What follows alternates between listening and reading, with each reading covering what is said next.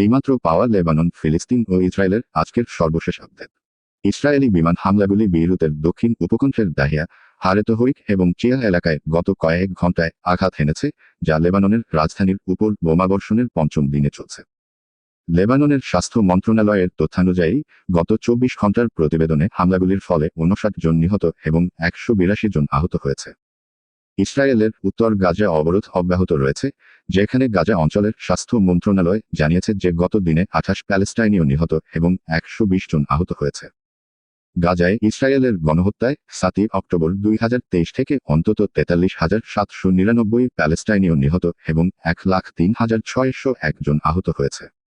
ওই দিন হামাসের নেতৃত্বে আক্রমণের সময় ইসরায়েলে 1,139 জন নিহত হয় এবং 200 জনেরও বেশি বন্দী হয়। লেবাননে গাজার বিরুদ্ধে যুদ্ধ শুরু হওয়ার পর থেকে ইসরায়েলি হামলায় অন্তত 3,445 জন নিহত এবং 14,599 জন আহত হয়েছে।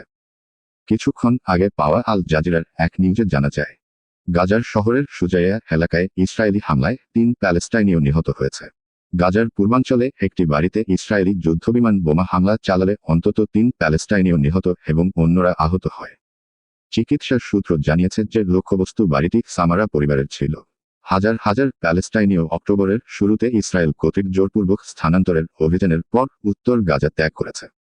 যারা বাকি রয়েছেন তারা অবিরাম বোমা বর্ষণের শিকার এবং খাদ্য, জল এবং চিকিৎসা সহায়তা থেকে